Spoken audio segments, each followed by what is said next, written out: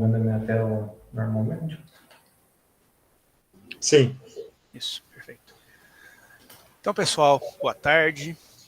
Boa tarde a todos.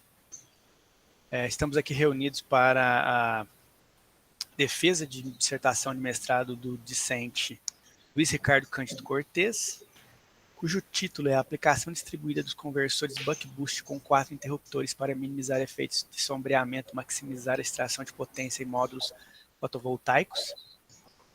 A banca é composta pelos professores o Daniel Pereira de Carvalho, que é o co-orientador, o professor Fernando Lessa Toffoli, da UFSJ, o Jefferson Custódio Gomes, da UESC, e o Carlos Henrique Lafonte, da UTFPR, que é o membro externo. E eu, Aniel Silva de Moraes, que sou o orientador. Eu gostaria de agradecer aí os membros da banca por terem aceitado o convite para participar da defesa do Luiz. E passo a palavra ao Luiz, por favor. Uma boa tarde a todos. Eu vou fazer minha defesa de mestrado, cujo título é Aplicação Distribuída dos Conversores buck-boost com 4 interruptores para minimizar efeitos de sombreamento e maximizar a extração de potência em módulos fotovoltaicos. Para início, eu preparei um pequeno sumário em qual eu vou seguir os padrões da dissertação. Farei uma pequena introdução na qual eu direi a motivação e o problema que me levaram a essa pesquisa, os objetivos do meu trabalho. Farei uma pequena revisão bibliográfica de pontos importantes, que seriam sistemas fotovoltaicos, algoritmos de máxima potência, MPPTs, conversores CC não isolados.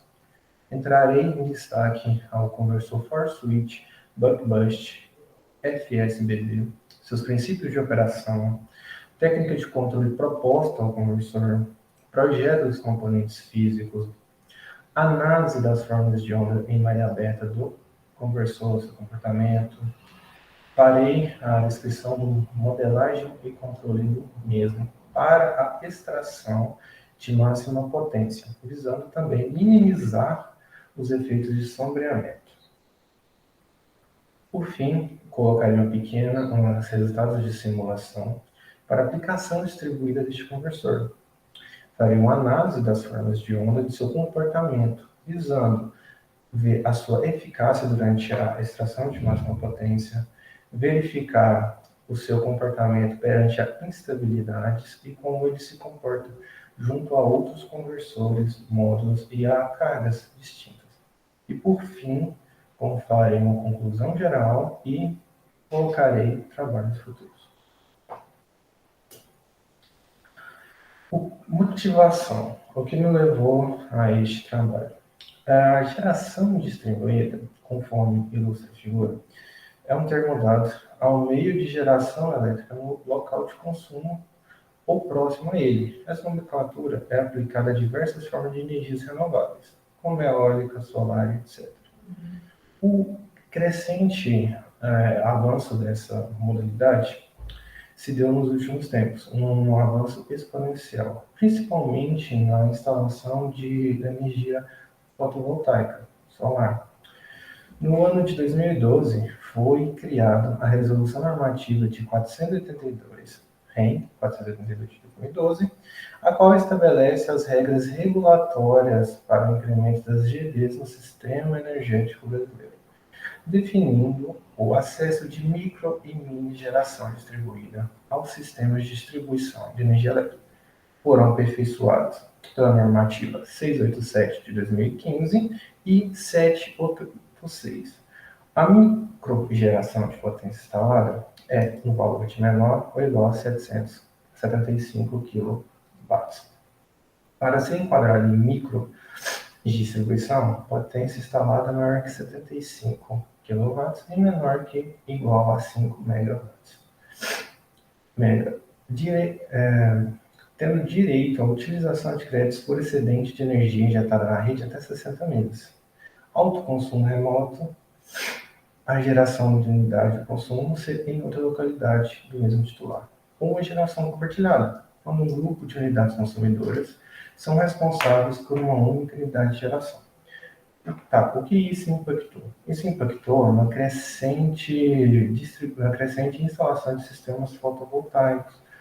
Porém, esse crescimento tem um problema. Esse problema é o sombreamento parcial ou total em módulos fotovoltaicos. O maior problema é o sombreamento parcial, como vocês podem ver nessa imagem, onde que um módulo instalado no telhado de uma residência encontra-se parcialmente coberto. Mas o que isso me leva a... Por que isso é um problema?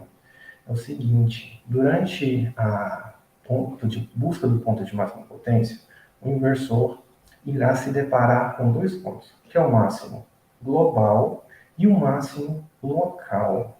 O que seria isso? Na figura que traz a curva característica da potência por tensão de um módulo fotovoltaico, apresenta a variação de potência conforme a irradiância solar, em 1000 watts por metro quadrado, 800, e o menor ponto é 300 watts por metro quadrado. Durante a varredura, o inversor pode entrar nesse ponto de máximo local, que seria o ponto de menor potência, e prejudicar toda a estrutura, colhendo todo o potencial energético da estrutura.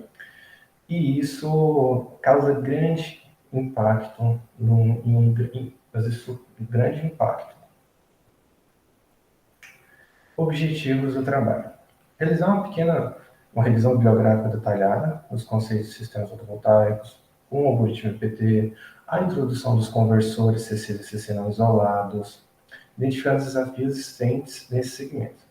Apresentar uma forma detalhada da técnica de controle, utilizada para elaborar e desenvolver tal estrutura, qual estrutura, que visa extrair sempre o maior potencial em sistemas fotovoltaicos. Modelar a topologia do conversor, de maneira a desenvolver um modelo matemático que se aproxime da realidade, garantindo a máxima eficácia de toda a estrutura. O sistema fotovoltaico. Como é uma estrutura de um sistema fotovoltaico? As células fotovoltaicas, conforme a imagem, consistem em uma junção semicondutora PN. Por consequência da incidência da luz solar, essa junção acaba por produzir um diferencial de potencial, com um valor aproximado a 0,6 volts. O tamanho da célula fotovoltaica não impacta na sua tensão, mas no seu valor de corrente, aumentando-o. Porém, por norma, a potência produzida não ultrapassa 4 watts. A célula fotovoltaica apresenta um modelo elétrico, nesse caso, de um diodo, constituído por um diodo que representa a junção semicondutora, dois resistores, que é o resistor em série, RS, o resistor shunt, RS, os quais apresentam as perdas nos condutores, conexão do módulo fotovoltaico, corrente de fuga pela potencial externa, uma fonte de corrente IPH, a qual depende dos fatores climáticos, de S, irradiância, T, temperatura. Então, os módulos fotovoltaicos, qualquer sistema fotovoltaico é extremamente dependente de condições de radiância e temperatura, ou do ambiente que ele está. Porém, essas células, elas não conseguem nutrir certas cargas. Então, como medida, coloca-se em ligação séria ou paralela para aumentar a tensão e a corrente dessas células, formando módulos fotovoltaicos, os populares painéis fotovoltaicos. A união dos painéis forma-se um arranjo fotovoltaico, string fotovoltaico, e ela pode ser em uma ligação séria, cuja finalidade é o aumento da tensão de barramento, ou ligação paralela, para aumentar a corrente de barramento. As duas ligações juntas formam uma ligação mista, dependendo do requisito de projeto para tal ligação. Conforme a ficha técnica dos módulos fotovoltaicos, neste caso, eles apresentam várias potências. Para um módulo fotovoltaico escolhido, existe 325 watts, 330 até 340. E cada um desses módulos apresentam as suas variáveis, como tensão de circuito aberto, tensão de corrente de curto-circuito, tensão à máxima potência e corrente à máxima potência. Esses valores são os que nós sempre buscamos. Esses valores são a standard condition, ou seja, condições ideais para o módulo funcionar. A 1000 watts por metro quadrado a uma temperatura de 25 graus Celsius. Porém, com a variação desses padrões de clima, há variação nas curvas características do módulo. A curva característica potência por tensão e corrente por tensão. Foi feita uma variação no módulo 330 P636, o qual será utilizado para todo o projeto. E essa variação de irradiância e seguindo o padrão de temperatura da imagem, nos mostra como o comportamento da curva desse módulo. A 1000 watts, a 800 watts por metro quadrado, 600, 400, 200, vemos que a temperatura influencia, mas não muito, e sim na tensão de máxima potência, bem pouco. Já a irradiância tem uma grande influência sobre a corrente do módulo fotovoltaico, excursionando quase que linearmente com ela. Voltando ao problema do sombreamento. O sombreamento, conforme essa imagem representa, feito por nuvens, ele diminui muito o potencial energético, muito. Quais as técnicas para resolver esse problema? A mais simples são diodos de bypass. Quando o módulo está sombreado, o diodo que está em antiparalelo, conforme a figura, evita que o módulo seja percorrido por correntes reversas. Todavia, essa técnica apresenta um problema. Quanto mais diodos são inseridos, maior serão os números de máximos locais. E nós já vimos que isso é um grande problema, pois há uma grande perda de potencial energético. De maneira geral, esta técnica, em segunda imagem, reconfiguração de módulos, parece poder extrair um maior potencial energético para adaptar o arranjo fotovoltaico às condições do ambiente que foi projetado. Por exemplo, reconfiguração por séries paralelas, módulos associados em série e os ramos resultantes conectados em paralelo. O total cross diet, módulos conectados em paralelo e os conjuntos resultantes são interligados em séries. E por fim, a técnica de microconversores. Essa técnica será o nosso foco, pois ela consiste em utilizar de conversores CCCC para extrair a máxima potência dos módulos, pois os conversores, eles captam a potência na entrada e entregam na saída. Como isso acontece? Quando você fala de sistema fotovoltaico, está intrínseco a utilização de algoritmos para o rastreio de máxima potência. Esses algoritmos podem ser, como exemplo, o método da tensão constante, que é fundamentada na relação, conforme a imagem aqui exibida, da tensão de máxima potência e tensão de circuito aberto do módulo. Essa relação seria de maneira linear e independente aos fatores externos, como temperatura e radiância solar.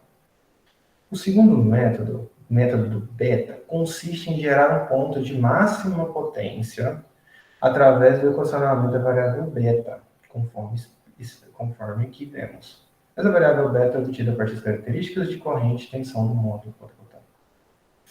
No método de temperatura, utiliza-se de parâmetros do método supracitado da tensão constante, o qual faz a correção na variável de tensão do ponto de máxima potência, utilizando de sensores de temperatura para a superfície do módulo fotovoltaico. Esse método tem uma vantagem que ele pode confirmar como está a placa, a vida útil da placa. O quarto método, corrente de curto-circuito e tensão de curto-circuitos, falam que a corrente de curto-circuito está ligada por uma constante proporcionalidade K a corrente de máxima potência. E a tensão do circuito aberto está ligada diretamente com a constante de proporcionalidade K, a tensão de máxima potência. O método de condutância incremental é diferente dos outros métodos apresentados. Acaba por combinar velocidade de rastreio com precisão.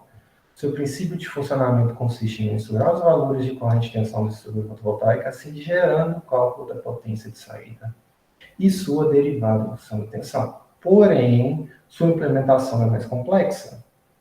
Isso acaba deixando um pouco complicado utilizar esse módulo. Por fim, temos um método muito clássico utilizado, que é o perturbe e observe. Ele consiste em perturbar as variáveis de tensão e corrente do módulo fotovoltaico para que mostre como está o comportamento da potência. Se a potência variou, está menor que zero, ele incrementa ou decrementa a tensão de referência do painel. E ele constantemente faz essa varredura, gerando sempre uma referência conforme variações de potência. Esse método é de fácil implementação e um dos mais utilizados, o qual também será o foco desse trabalho. Os conversores CCCC não isolados. Quando você fala a técnica de microconversores, você atribui os conversores CCCC, as topologias clássicas, como vemos o Buck, Bust, Buck-Bust, Zeta, Sept, Cuck, adjunto a algoritmos de rastreio de máxima potência. Por quê? Porque o algoritmo dá a referência de potência para o conversor, variando sua razão cíclica, através das técnicas de controle. Mediante a isso, o conversor extrai toda a potência que o módulo tem e entrega para a carga, pois admitimos que a carga mantém sempre constante a sua corrente, sempre está drenando constante, dificilmente ela vai variar. Então, ele excursiona essa tensão de saída para que haja um equilíbrio entre potência de entrada e potência de saída. E as variáveis que impactam o módulo, além do ambiente, são a temperatura e a radiância. Conforme as suas variações, há a variação na entrada do conversor, que, por conseguinte, varia a tensão e sua saída. A utilização desses conversores varia conforme a sua aplicação. O Buck é um elevador, o Bust é um abaixador, o Bust é um elevador, que são elevadores e abaixadores, que é o Buck-Bust, Sept, Zeta.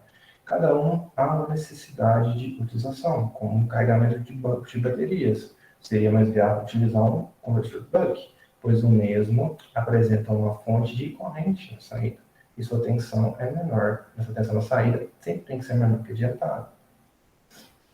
Porém, para a nossa aplicação, há uma topologia que se destaca entre essas. Seria o conversor for-switch Buck-Bust. O que seria este conversor? Ele seria a união de duas topologias. O Buck, como vemos aqui, dito pelos interruptores Q1 e Q2, e o Bust, interruptores Q3 e Q4. Conforme a modulação PWM aplicada a esses interruptores, nós temos os modos de operação deste conversor. Então, qual é a diferença dele em relação aos demais? Em relação ao conversor Buck, Bust e Cuck, a sua tensão de saída não é invertida. Não há necessidade de um circuito para isso. Em relação ao conversor Zeta e Sept, ele possui menos elementos armazenadores de energia.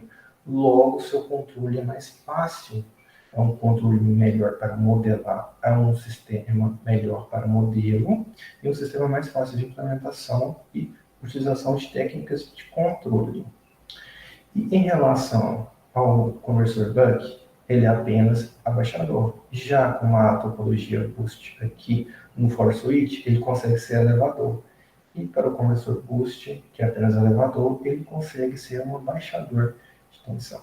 Ok? Como vemos esse conversor, nós temos um capacitor inserido na sua entrada. Por quê?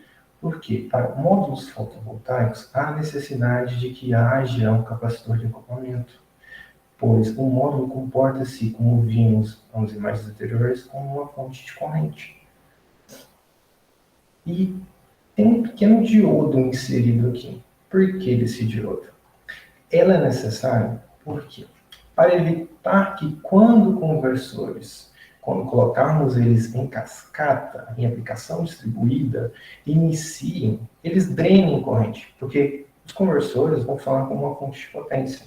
Ou seja, eles não querem saber o que tem na entrada e na saída, eles vão pegar toda a potência e jogar nela, independente das condições.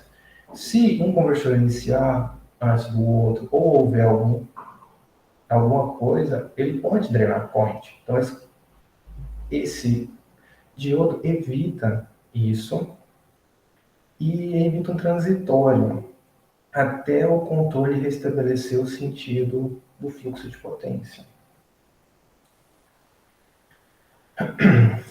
Ótimo. Nós temos 4 interruptores. Por que não há diodos conforme as topologias clássicas? Porque em aplicações de baixa tensão, retificação síncrona é bastante utilizada para uma melhor eficiência da estrutura. Diferente das topologias, o force switch não vai ter os diodos clássicos, mas que seriam o interruptor Q2 para o buck e o interruptor Q4 para o boost. Os interruptores Q1 e Q3 são interruptores ativos, e o Q2 e o Q4 são retificadores síncronos, e são complementares a Q1 e Q3. Como esse conversor operaria? O conversor operaria da seguinte maneira. Quando o interruptor Q1 está operando, ele opera em modo buck. Ele é um abaixador de tensão,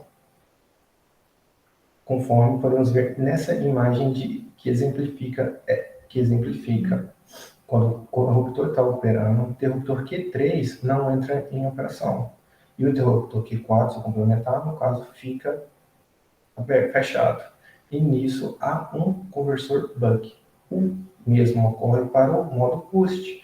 Quando o interruptor Q1 atinge o seu duty cycle máximo, ele fecha por completo.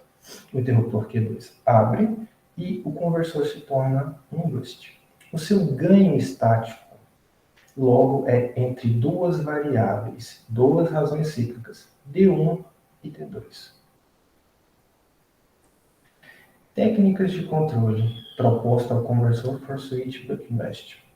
O que seria, por que eu estou colocando uma técnica de controle aqui? A minha contribuição é desacoplar os dois modos de operação do conversor. Eu quero projetar cada um dos controladores para cada um dos modos de operação. Um controlador para o modo buck e um controlador para o modo boost. Por que você está fazendo isso?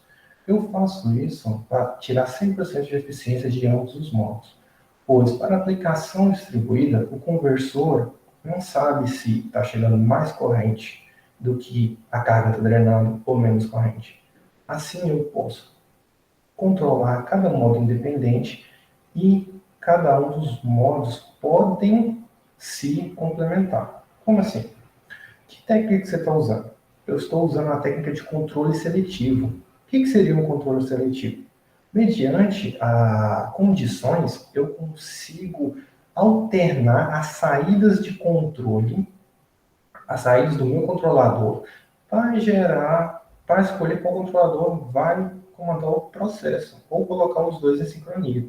Tá, mas a imagem que você está nos mostrando não está em cima dos sinais de saída do controlador, mas sim do erro. Sim, essa foi uma modificação que eu fiz. Porque fazendo isso, eu desacoplo os dois modos de operação do conversor. E, detalhe, se eu quiser trocar esse controlador, e se a entrada do meu sistema não for mais para a máxima potência? Se eu quiser fazer um controle de corrente, um controle de tensão de saída, independente da variável, eu só preciso trocar o controlador em minha referência.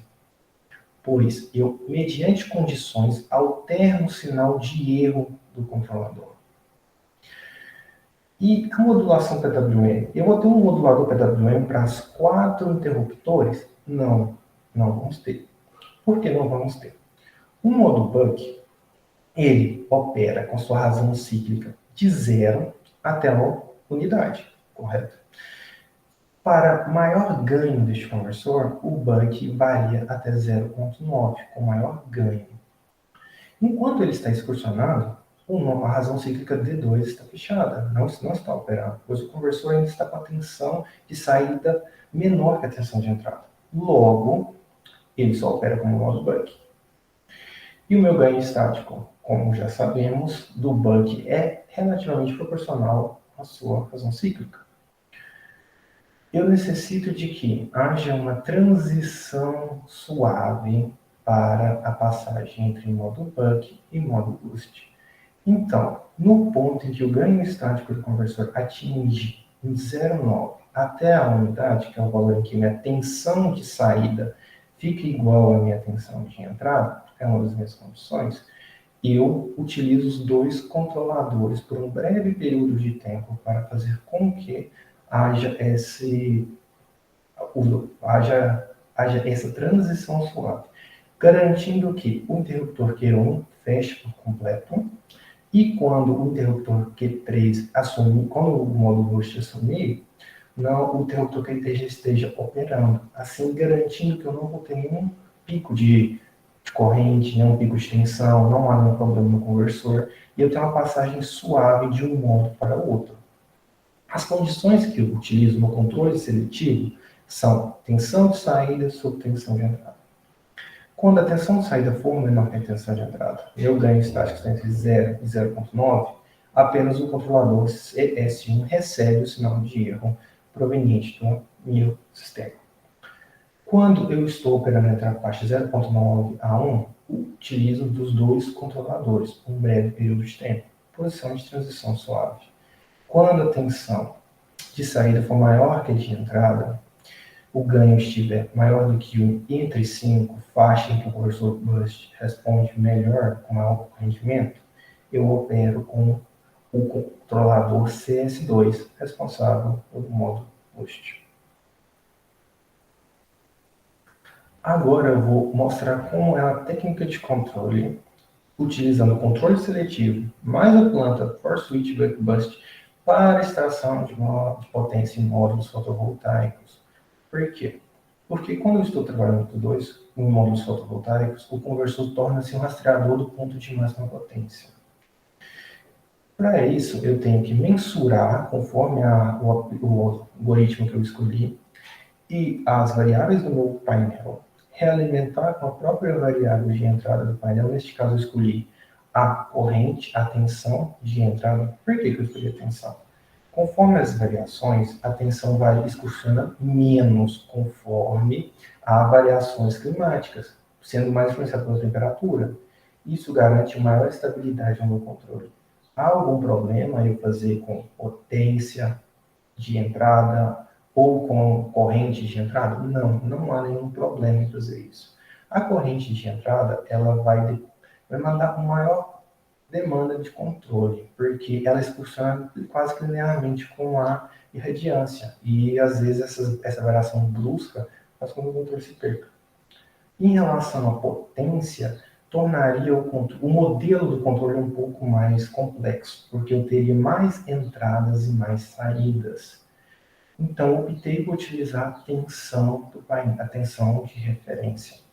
Porém, como nós vemos, o algoritmo do PPT, conforme o Petrucci observa o seu comportamento, ele excursiona conforme a variável tem potência. Ou seja, se há variação na potência, o algoritmo irá incrementar ou decrementar essa variável de referência.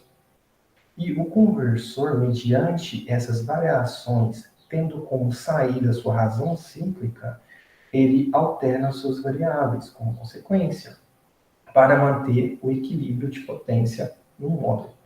A imagem no canto superior direito ilustra todo o diagrama de controle para utilização do for switch buck boost com os módulos, com a técnica de controle e o algoritmo perturbe e observa.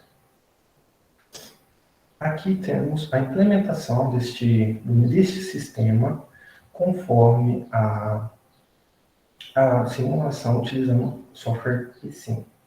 Notamos que aqui eu estou fazendo tensão de referência menos a tensão do PV. Por quê? Porque quando eu obtenho uma função de transferência de tensão de entrada, ela tem um sinal negativo. Então, eu teria que inverter todos os ganhos para frente no meu sistema. Só para evitar esse tipo, só por comodidade, eu já faço essa inversão aqui. A alteração no controle, alguma coisa? Não, somente comodidade. Perdão.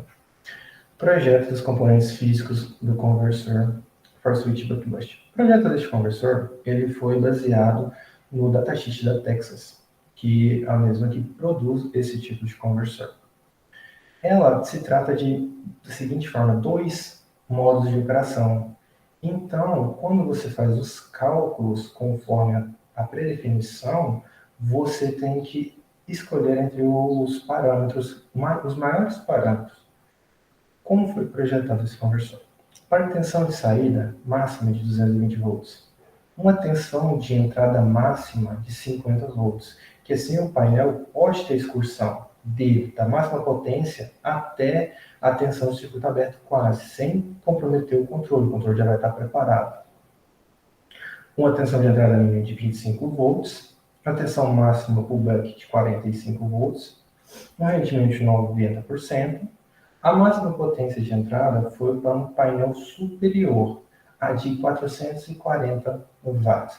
Se, como há mais painéis atualmente com potência maior, há necessidade de um recálculo do conversor, um reprojeto do mesmo, para que o conversor chegue a um conversor maior de maior potência.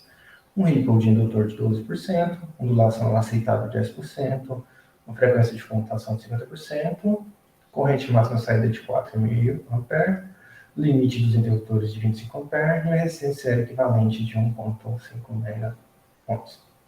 Obtivemos os capacitores maior, um indutor maior para o boost de 325 microfarad, o capacitor de saída de 13,5 microfarad para o buck, só jogamos valores comerciais, só por comodidade, e um capacitor de entrada de barramento de 4,4 microfarad para 4,7 microfarad.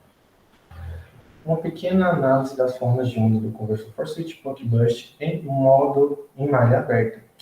A simulação consiste em alimentar uma carga da seguinte maneira. O módulo fotovoltaico estará submetido a uma irradiância de 250 watts por metro quadrado, gerando uma potência de 80 watts, uma tensão máxima de 36 watts e uma corrente máxima de 2 watts.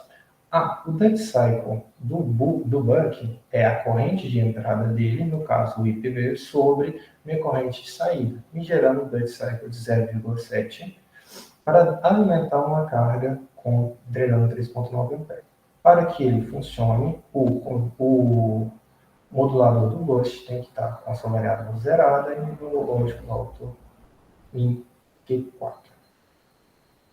Conforme a imagem aberta, as análises das formas de onda do modo buck, o conversor teve sucesso em extrair a máxima potência, tanto na entrada como na saída.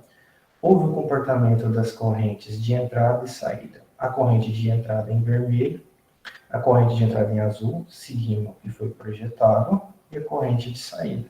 E a corrente no indutor seguiu o mesmo valor da corrente de entrada, mostrando que ele gera corrente para o sistema.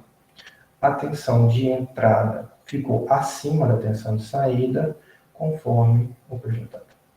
Em relação ao modo boost, fizemos o seguinte: alimentamos o sistema com a irradiância de 770 watts por metro quadrado, para que a corrente de saída de entrada seja maior que 6,73 A, maior que a corrente de saída, e assim o conversor entrar em modo boost, porque o modo boost ele é uma fonte de tensão, alimentando o sistema com a tensão de saída para que haja equilíbrio de potência.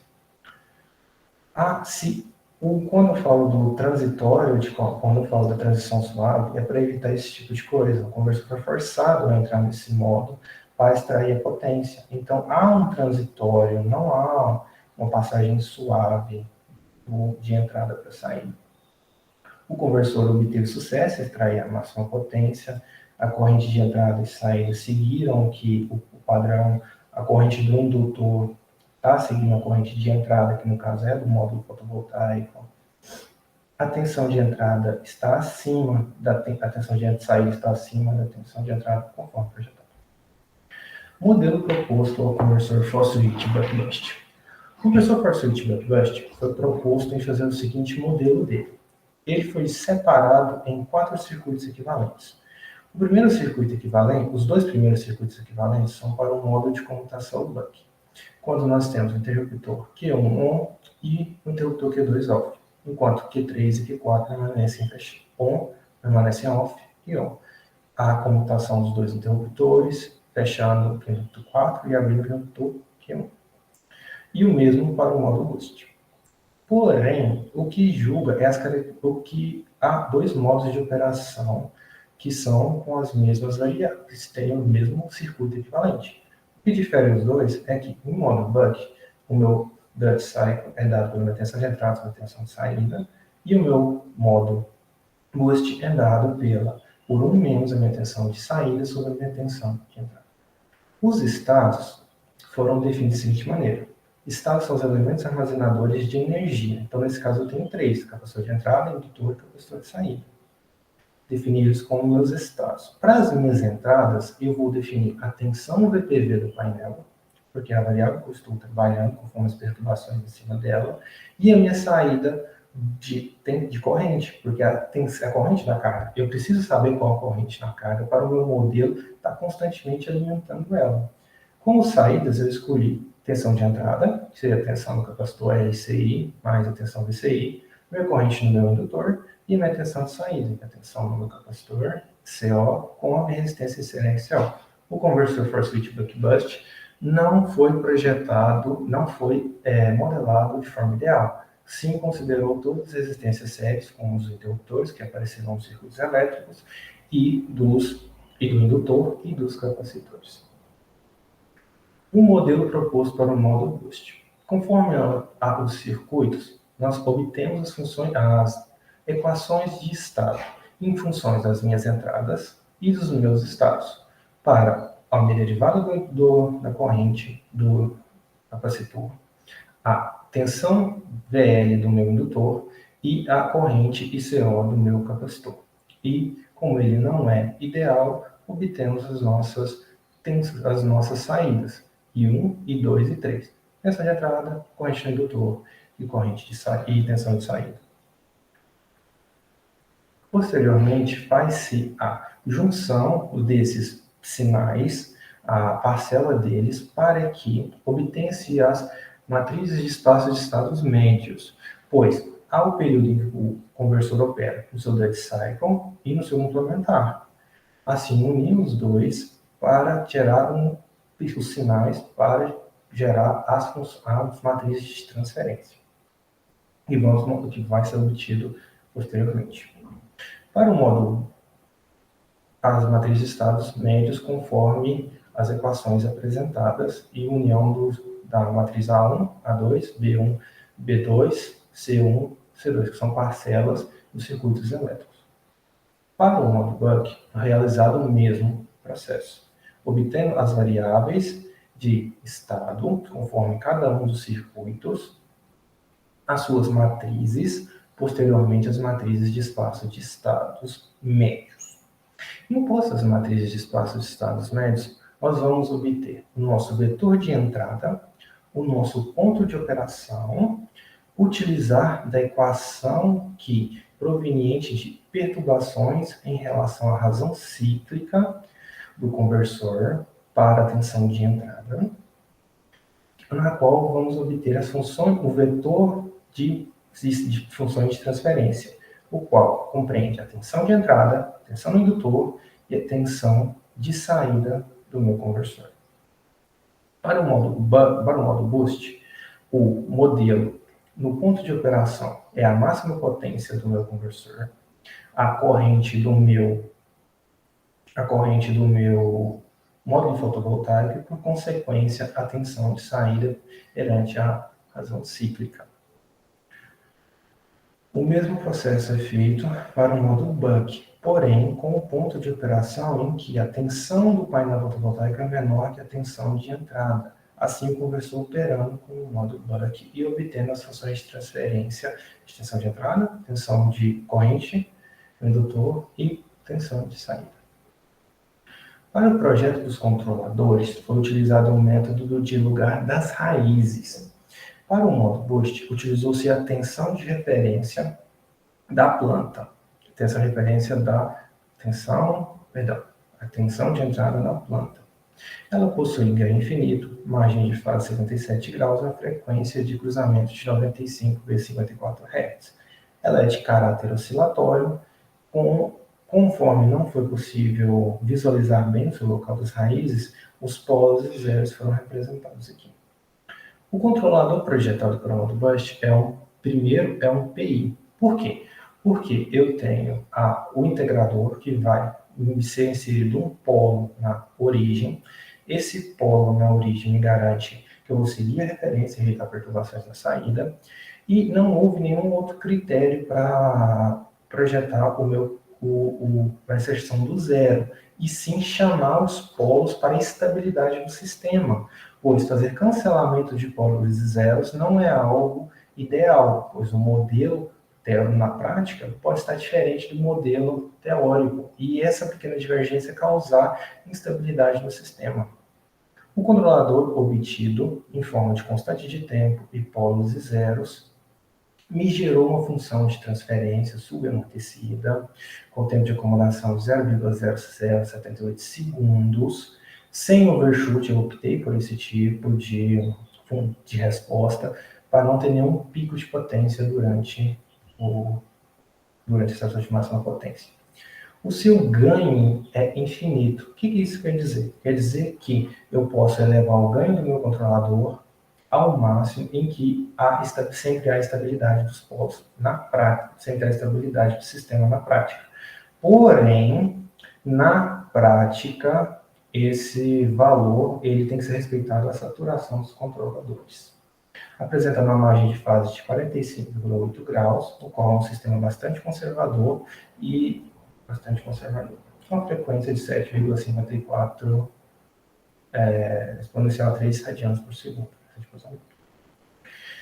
Projetou-se uma segunda técnica de controle para o módulo boost, que é o controle LQR. O controle LQR ele garante a estabilidade do sistema, resposta bem conservadora e margem de fase de 60 graus. Ele consiste em utilizar as matrizes de A aumentada, B aumentada, Q e R, que são matrizes de pesos, as quais eu tenho como retorno os meus ganhos K para o controlador, os meus polos de malha fechada. O sistema, fiz essa comparação, essa segunda técnica, para posteriormente fazer uma comparação das duas. Ajuste das técnicas, você pode começar com a ponderação na matriz Q e na matriz R. R é para as entradas, Q é para os estados, e ajustando conforme a sua resposta. A implementação foi feita no PSIM e aqui está a implementação desse sistema para o MATLAB. O que eu quero mostrar com essa técnica? Que, conforme variações ao degrau na tensão de referência, a tensão de saída responde. E isso mostra aqui um controle indireto no meu sistema. Isso que acontece com a minha tensão de entrada e a minha tensão de saída. Por isso que há essa variação. E aqui imitou-se o que o algoritmo de MPPT faria durante perturbações na tensão de entrada, garantindo que haja a maior estação de potência sempre. Para o modo buck, apenas foi feito um controlador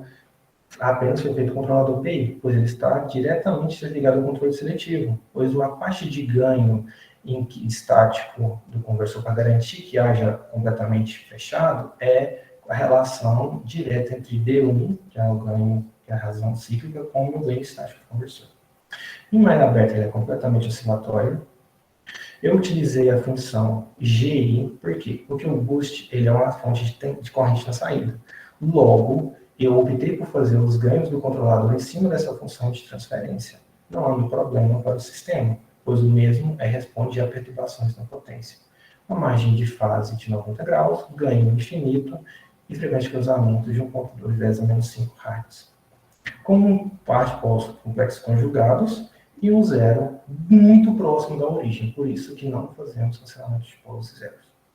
O mesmo método de lugares raízes foi utilizado, garantindo a inserção do polo na origem do meu integrador e adição de um zero em mais 7.540, o qual chamou os polos de malha os polos da planta para estabilidade.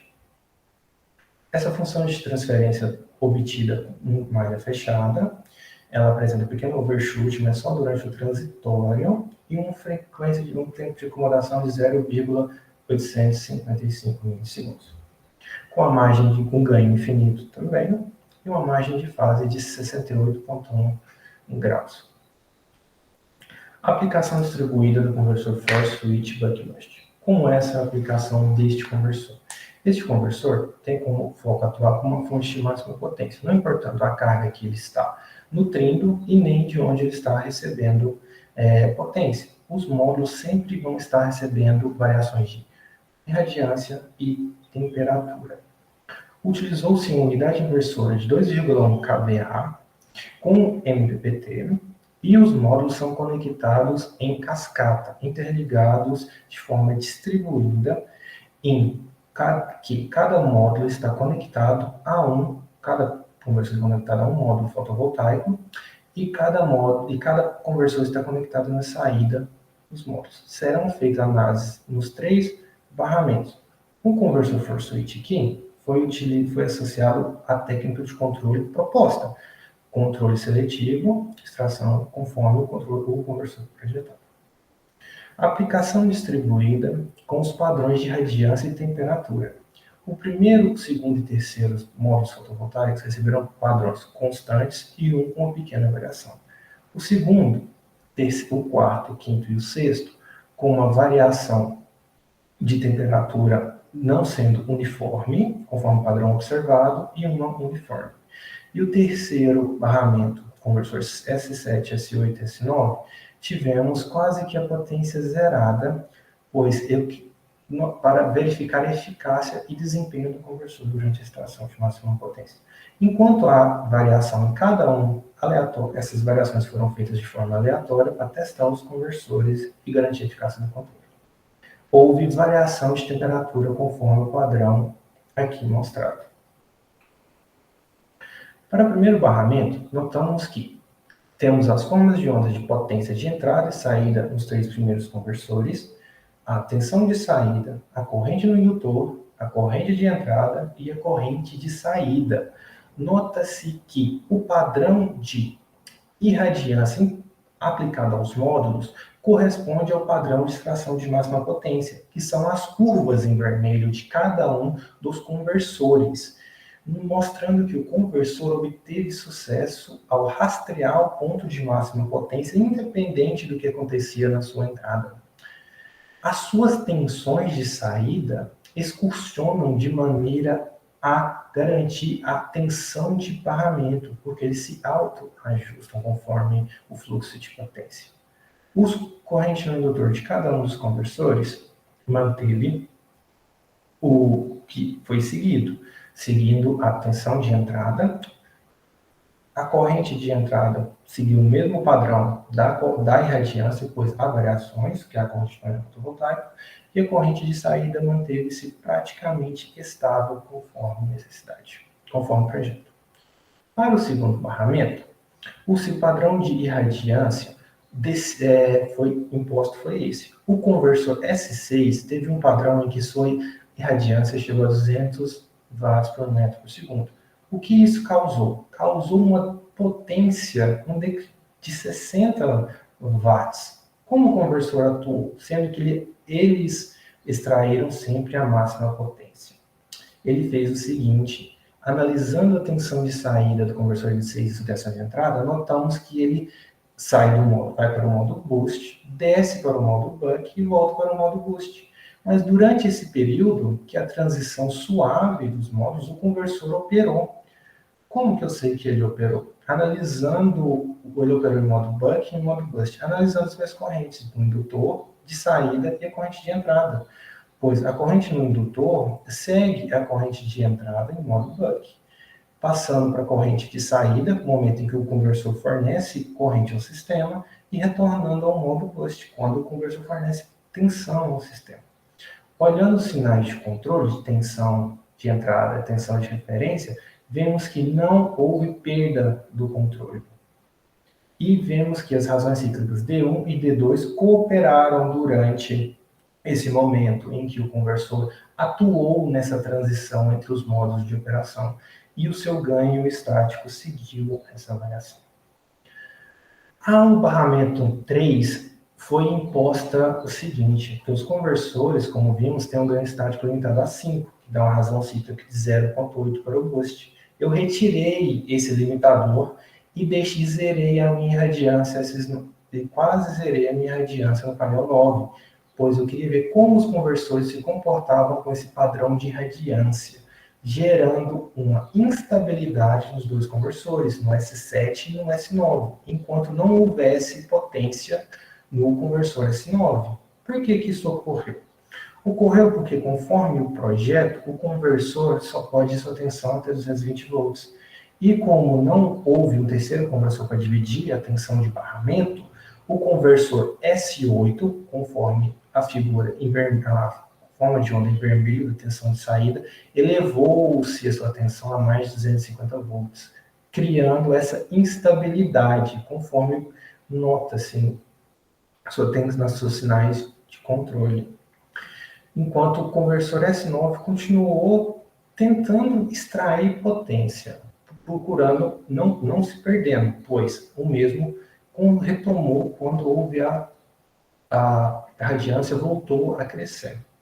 O conversor S7 teve o seguinte problema, que foi de instabilidade, pois ele era limitado a uma potência. Se ele é limitado a uma potência e já temos uma corrente fixa, ele não pode elevar sua tensão, ele não pode gerar mais tensão do que ele já é, do que ele já foi projetado.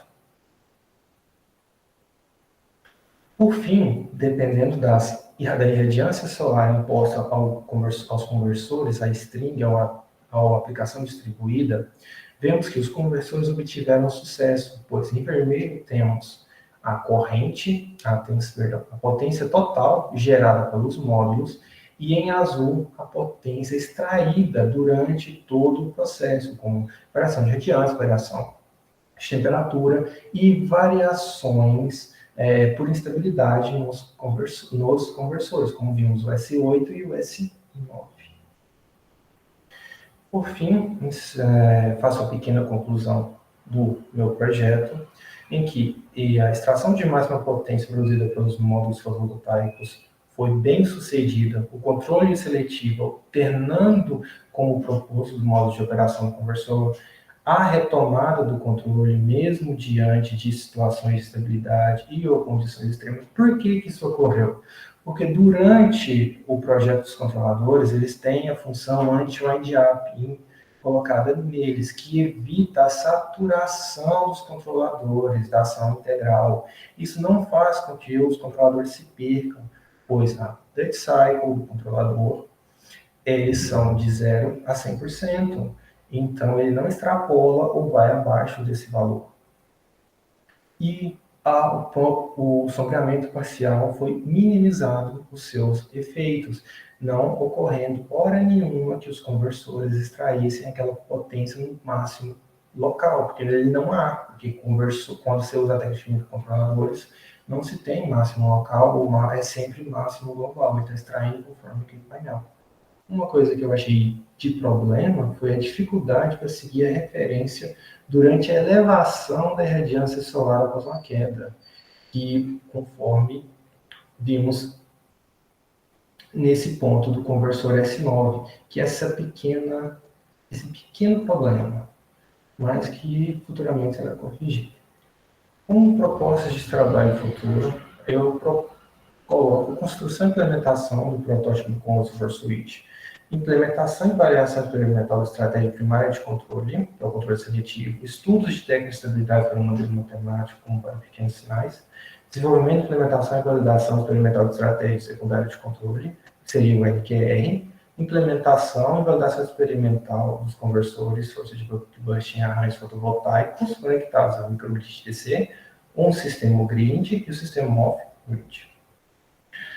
Obrigado pela atenção e eu encerro a minha apresentação.